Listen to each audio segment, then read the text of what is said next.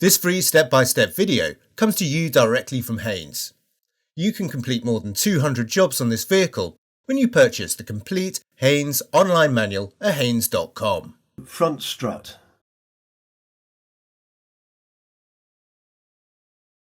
Open the driver's door and pull the bonnet release lever twice. Fully raise the bonnet. Using the locking wheel bolt adapter where necessary, slacken each of the wheel bolts half a turn. As there is limited clearance beneath the vehicle, unless you have access to a special low workshop jack, use pieces of wood as ramps to increase the clearance so that a regular jack can be used. Position the workshop jack head under the rear of the subframe with a piece of wood or rubber to spread the load. Raise the vehicle until the tyres are clear of the ground. Support the vehicle with an axle stand under the sill jacking points, then remove the jack.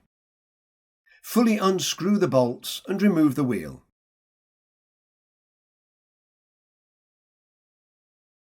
Pull the rubber brake hose from the bracket, then, using a Torx bit to counterhold, undo the nut, then detach the anti-roll bar link from the suspension strut.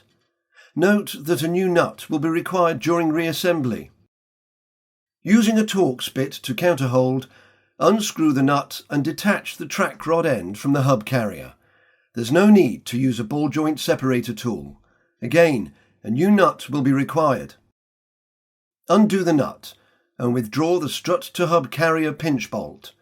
Recover the hose bracket. Note that a new bolt and nut will be required during reassembly. Use a chisel or similar to slightly spread the clamp at the top of the hub carrier. Wrap a chain around the lower arm, then use a lever to force the arm downwards and detach the hub carrier from the base of the strut. If necessary, use a soft-faced hammer and gently tap the hub carrier downwards at the same time. To improve access, undo the plastic nut, rotate the fasteners 90 degrees anti-clockwise and remove the scuttle panel. Pull up and remove the protective cap and cover ring. Support the strut from below, then undo the upper mounting bolts and lower the strut from place. Note that new bolts will be required during reassembly.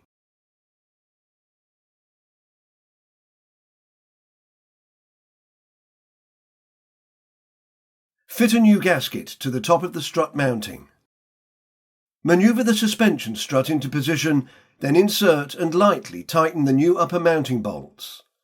Note that the locating pins on the upper mount must align with the corresponding holes in the inner wing.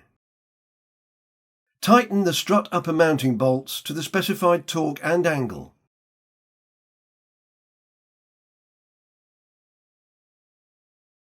Clip the ring and protective cap back into place, then refit the scuttle panel and secure it with the fasteners.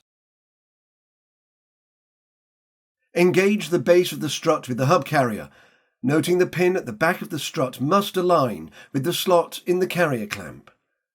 When the strut is fully inserted into the hub carrier, remove the chisel or wedge. Position the hose bracket, then insert the new lower mounting bolt from the front and lightly tighten the new nut.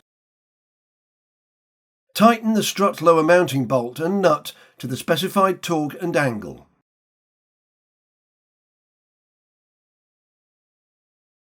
Engage the track rod end with the hub carrier and lightly tighten the new nut. Tighten the nut to the specified torque.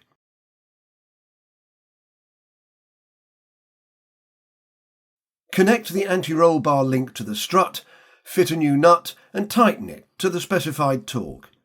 Counterhold the link ball joint with a Torx key.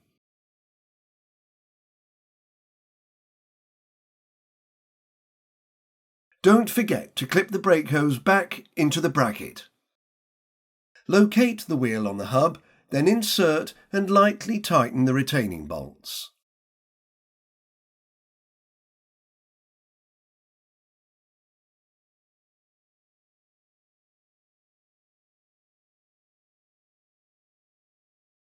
Raise the vehicle and remove the axle stands, Then lower the vehicle to the ground.